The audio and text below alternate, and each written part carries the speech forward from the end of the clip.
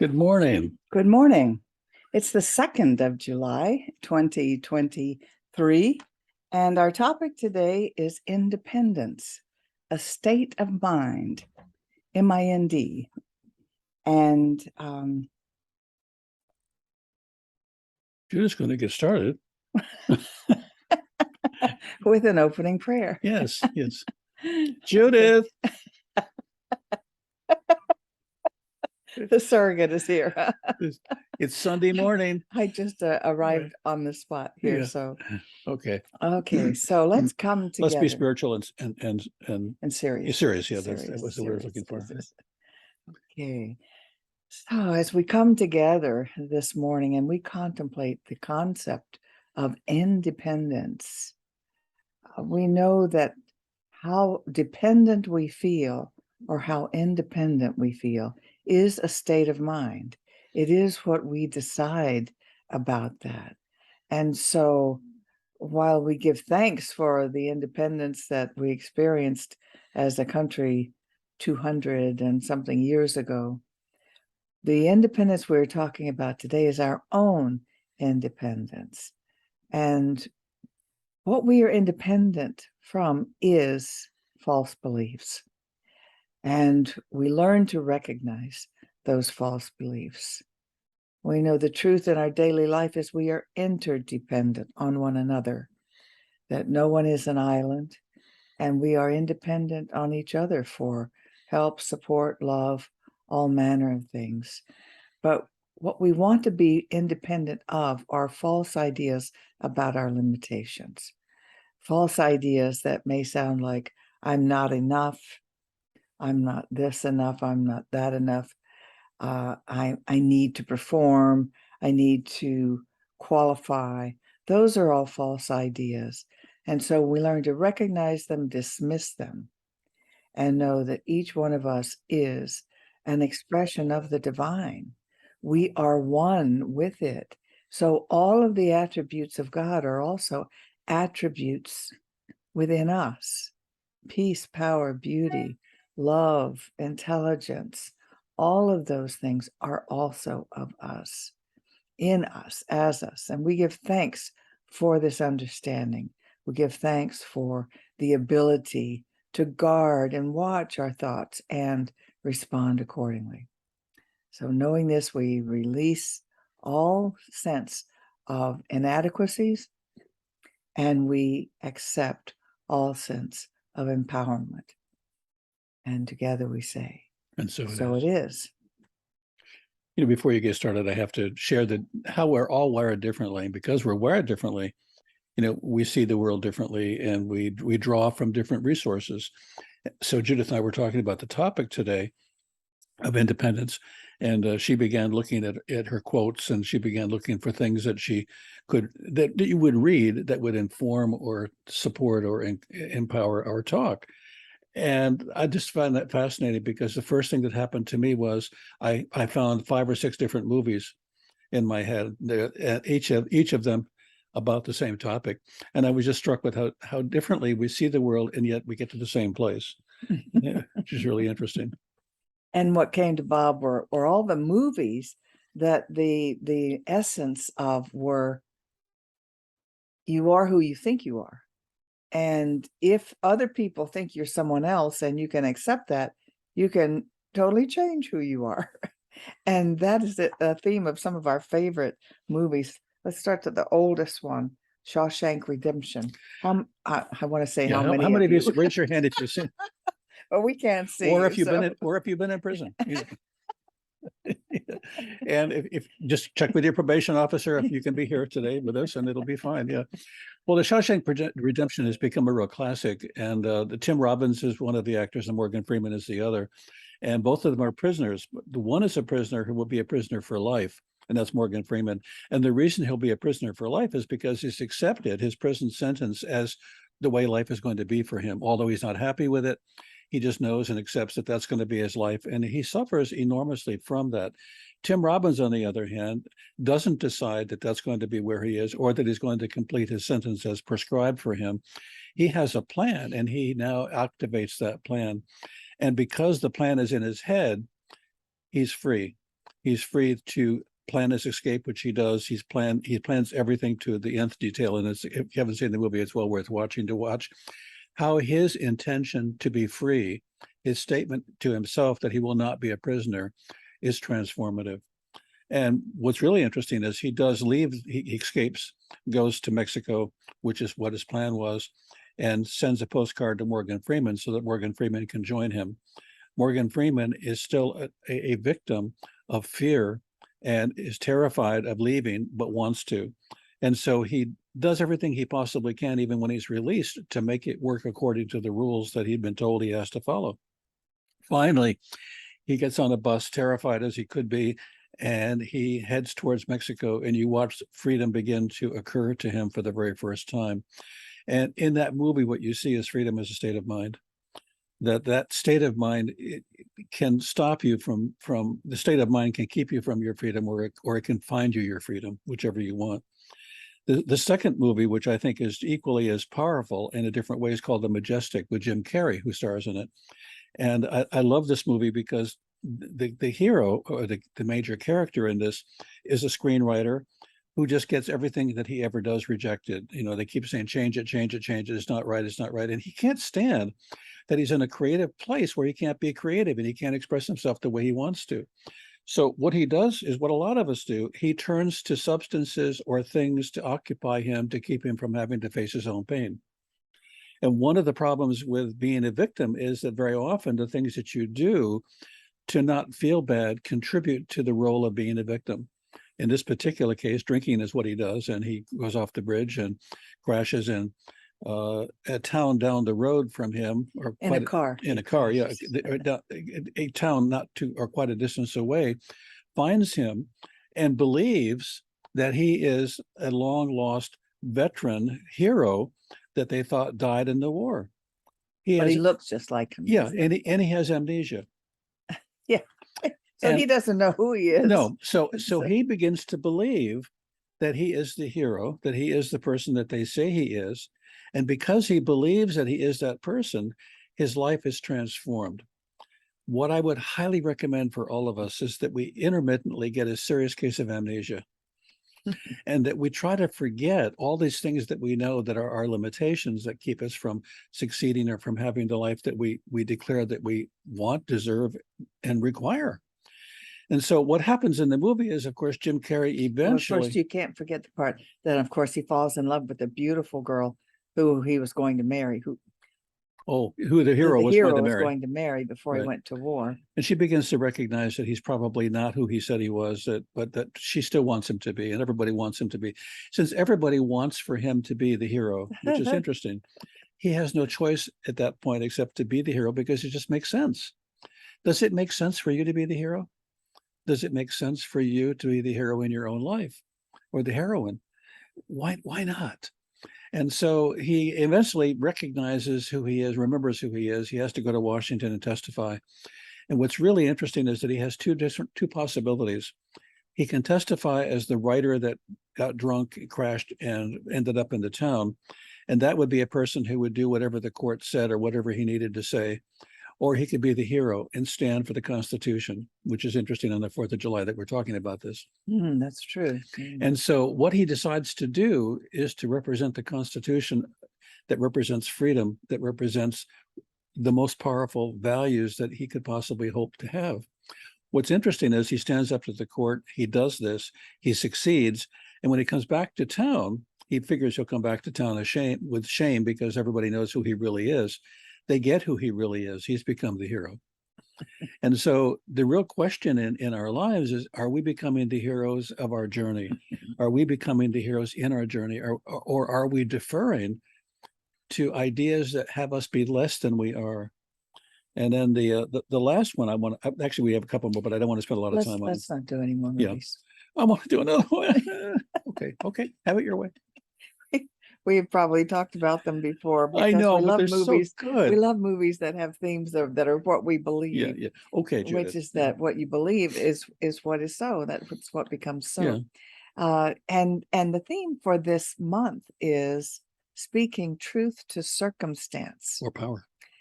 Well, that is speaking Yeah. truth to power, isn't it? It We is. give power to our circumstances. Exactly. That's And we let it define us, whatever our circumstances are.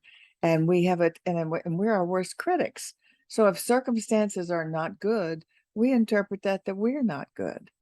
And we need to learn to speak truth to that, literally, truth with a capital T, the truth that there's one God, one life, one mind, and we are it as it, and at least a portion of it, and with all the same attributes as it. And so when we can know that, our circumstances are always changing, aren't they? Have you ever been able to get them to stay the same? It's the circumstances are always changing. So why do we give the circumstances the power and really interpret ourselves and rate ourselves on a scale of how well we're doing based on circumstances? I was reading Eckhart Tolle's book Friday, and then the book is called, in a minute it will come to me, but it's a fabulous book, and in it he talks about how we are always judging ourselves by how well we're doing. We judge ourselves by how much money is in the bank, what other people think of us, what kind of wardrobe we have. We're always judging ourselves, and as if we were doing it. And he says, really, what if you realize that you're not doing this, that, or the other, but life is living itself as you? And it's an interesting that was reversal. a fascinating reversal for me, because I realized I'm always judging myself on how good a job I'm doing, even with it's a matter of health, with my own health or how I'm eating or this. I'm always judging myself as doing a good job or a bad job or everything I do. And it's like, I don't know who I'm trying to prove it to. And I realized when I said, what if it were that life is living itself as me? I'm not doing it. Life is living itself as me. And just took huge pressure off of me for all kinds of little things that I didn't even know were adding pressure on me. But I think that's similar to this thing of judging ourselves by our circumstances. Yeah, believing that we are the circumstance. Or we have created the circumstance, therefore and some of those circumstances we didn't create, like when something happens to a loved one of yours, or your loved one is acting up or seemingly making you unhappy. A lot of those things were not exactly caused by you. And what if you just viewed it all as what if life is living itself as me? Life meaning God, life meaning, capital L. But what if, why else were we created? Right. Except to give God lots of different experiences, Yeah, I was online yesterday, and because I'm online a fair amount, I get these messages, and I got one from Experian, who they do your credit rating, and Experian said you want to check your Experian because you've gone up a point. And I thought, wow. So what I went on Experian. Boy, hallelujah! I went Let's do on dance. Experian, and I have we're losing you here. Oh, I'm trying to find the name of that book. Oh, it's in my phone. So I went online and I saw that I had gained a point. My score is now 1 point higher than it was. So then what I did is I walked through the house, and I went to the refrigerator, I went to the closet, I looked outside, and nothing had changed. Imagine that. Yeah. But what's interesting is this false sense of pride from a number. And then I had gotten a notice a week earlier that my credit score had gone down 2 points. And I thought, oh my God, what is this? So I immediately checked to see, why is it going down 2 points? Well, I charged something, and automatically then they reevaluate it. But I realized, isn't it interesting the number of cues that we get that we should be looking at ourselves and judging ourselves, and whenever you have a positive judgment, it feels like something good. The problem is it's judgment. And so Right. Saying it's good is a yeah, judgment as well as saying so it's if you bad. could say, well, that's just what it is right now, we'll see what it is tomorrow, as if, well, that's good. Thank God for that. And then the next day you're going to say, oh my God, what happened? And so I think, I'd want to encourage you, stay away from positive judgments. Right. Just as as new thoughters, we tend to think that when we say don't judge, we mean don't be negative and don't criticize others. But it's also a judgment to label something good. Yeah. Either labeling it good or bad is a judgment. It's just what's happening. Yeah. And you get to savor the taste of it or not. You get to do something with it if you want to, but why aren't we paying more attention to how we are in relationship to the conditions and what our choices are, rather than judging ourselves as guilty or not guilty for the conditions that we're in? So I want to cite the book that I'm reading. Yes. It's called A New Earth. Oh, yeah. Because Eckhart Tolle has a number of good books, and it started with The Power of Now. But this New Earth is really very worth reading. I was working on a book called The Power of Later. So we were talking about being one with God, and I know when I came across that teaching 40 something years ago, that I thought, wow, that's really that could be looked upon as being very arrogant to equate yourself with God. But there's a lot, even in the Bible, to support this. And so my first quote is based on Psalm 8, which has David saying, King David, although I don't know when this was. At first he was a psalmist, a Yeah. shepherd. But he says that we are all crowned with glory and honor and endowed with dominion over all things. David is saying that you are mightier than your circumstances. You're not only human, you're human and divine. And the divine in you always transcends the human. You're bigger than your littleness and stronger than your weakness. You have power and dominion over all of life's experiences by the attitude with which you deal with them. That's Eric Butterworth. And as I said, this is a new discovery for me to realize that even judging, how am I doing, judging everything on how well I'm doing it, is a huge waste of energy. That I feel much better just thinking that God is experiencing itself as me, through you, me. yeah. And then I can let go of all striving and then let things be as they are. But you're much happier if you're not always judging yourself, which is just measuring yourself. It's a judgment. We like to go to the pool and swim, but it is so hard for me to put on a bathing suit and go over there in front of all those people, because I'm not happy with my body size right now. And so it is just really hard. Guess what? There are no beauty queens at Yeah. What's amazing at our Century Village pool. What's amazing They all look like yeah, me yeah, or similar. And we've all struggled with anorexia and succeeded, in overcoming it. Yeah. so why do I let it limit my fun Yeah. in going on over there? But it is nevertheless hard for me to do. So let's see, I had another quote I wanted to do this. So self-judgment we're talking about here. And this is an Ernest Holmes quote. He says, in judging, not according to appearances, we are impressing spiritual law with a new idea of ourselves, a less limited idea, and we're learning to think independently of any existing circumstances. And this is called practicing the presence. And I'm gonna break the rules here and go back to Your movie. the movies. And the movie I want to talk about is The Bucket List with Jack Nicholson and Morgan Freeman. And why I want to do that is because it directly relates to your quote. They're both in the same room in a hospital. They both have cancer. They are both going to die from cancer. There's not even a question. The question is, how are they in relationship to the disease, and how are they in relationship to life? Morgan Freeman is optimistic and hopeful for his friend, but not for himself. And so they can help each other and support each other. But what happens that's so powerful is that they go on a trip together.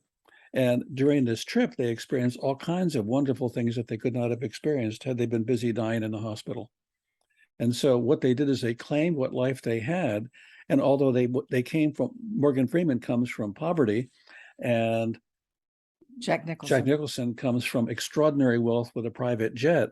What's interesting is they both are experiencing the same condition, but they, And that Jack Nicholson had no friends.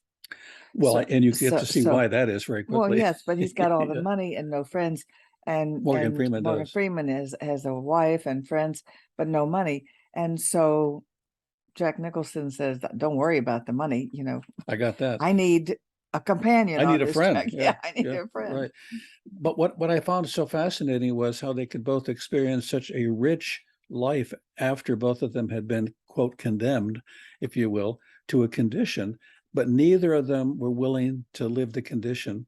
They wanted to live outside of it, and they did. And so that's very, very, very powerful. But it's so easy when you're surrounded by a condition to believe in the condition rather than yourself. Indeed. So That's it for movies. Okay. can I tell? I want Yeah. to Yeah. tell the ending to that Okay. movie Okay. because it's Yeah. Go so. ahead. One thing on Jack Nicholson's list, and he had several wives, and nobody Yeah. would speak to him. And one of the things on his bucket list was to kiss the prettiest girl in the world. Oh yeah. Yeah. And Morgan Freeman just rolled his eyes with that one. You know, he didn't feel he had to have the same bucket list as Jack Nicholson did. But so nobody in his family would speak to Jack Nicholson, including his daughter. So he'd been estranged from everybody for a long time. And so after they come back from doing everything on their list, except Jack Nicholson wasn't finished, you see him going up and knocking on the door of a modest home. And so who comes to the door?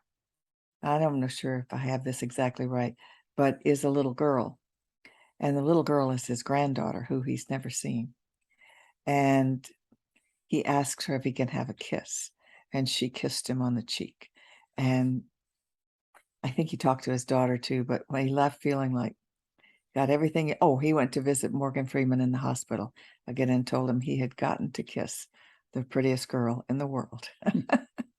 So it was a healing of all sorts. And it's a fun movie.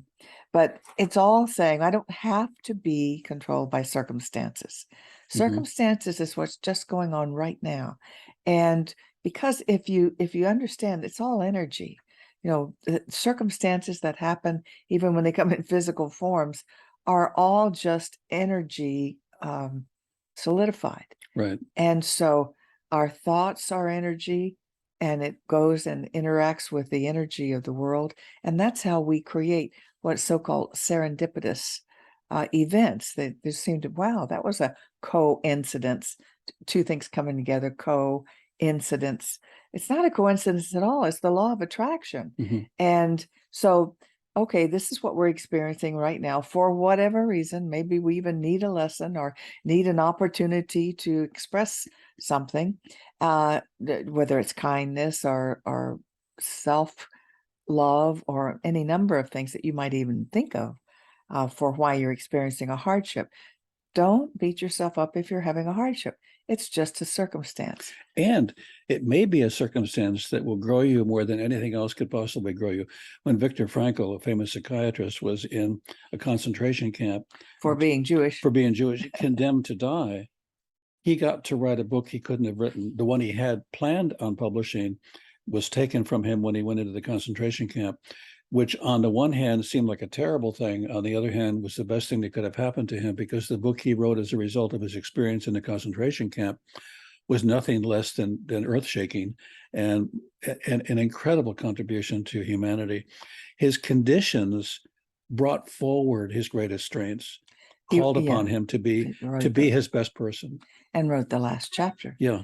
He had carefully hidden his book, which he had just finished, and it was what he valued most. He had sewn it into the lining of his coat, which they took, thinking that would be safe. And Nobody could steal that. And it's the first thing they took was his coat.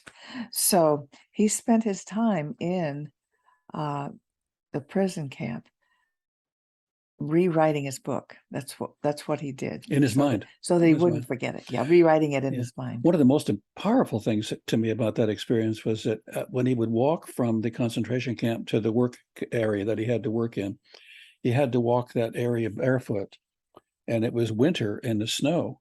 And as he was walking to the location for his work barefoot in the snow, he imagined that he was teaching his fourth-year residents in an auditorium what they needed to know about mental health that he had wanted them to understand. And what's interesting about that is he never got frostbite. Wow. Yeah, so this is literally mind over matter. And we often don't realize the power of mind in that relationship. So I think we've done our job. Well, I have 8 more We've movies had our now. fun. Yeah. We've had our fun, not our job, our fun. Yeah. And so I just wanted to repeat the sermon topic, which is independence, a state of mind. And so we wish you all a wonderful Independence Day celebration. And while you're celebrating, if you're doing firecrackers, also celebrate your independence And consider of your circumstances. supporting the ministry that you're enjoying right now by investing your time and treasure to cslpalmbeaches.org. Yes, that's our website. And when you go there, there's a button that says how to donate. And so you can go there and click on the button. It'll tell you how to transfer your funds. So we thank you so much. We have dedicated givers, and we want you to know how much we appreciate your regular giving and tithing. We didn't do the affirmation. Oh, then let's do that. So we were about to say the prosperity affirmation, because when you give, there we go. It is your it's your exercise in giving, which is receiving. So my investment today is made with the full realization that God is the source of my supply and returns it to me enriched and multiplied. And so it is. Thank you. Okay, so we'll stop the sharing. You did not. And we'll stop the recording.